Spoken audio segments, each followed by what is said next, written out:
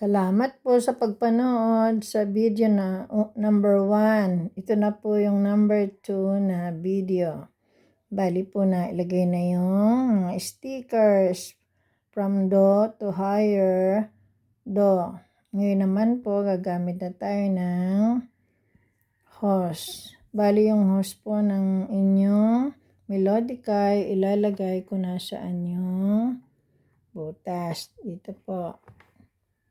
Ngayon, yung hose po, bali pag nag-blow dito, ilalagay lang sa mouth hanggang kalahati lang po.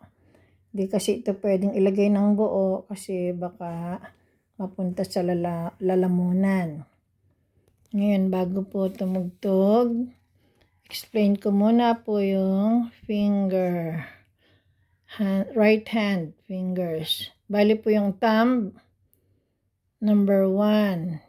Yung pointer finger, number 2. Tall finger, number 3. And ring finger, number 4. And baby finger, number 5. Bali, ganito po. Ayan, nakalagay na yung kamay ng buo. Okay. Ito po yung number 1. Pointer, number 2.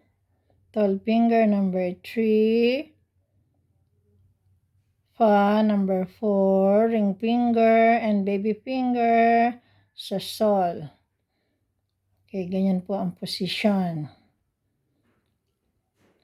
Okay, ngayon, ito po ang una kong itinuturo pag nag-aaral ng melodica. May finger exercise. Okay, ilalagay ko na po sa bibig ko yung mouthpiece. Hihipan po ito ng dahan-dahan. Okay, kung nakikita po ninyo yung do, finger number 1. Start na po ako.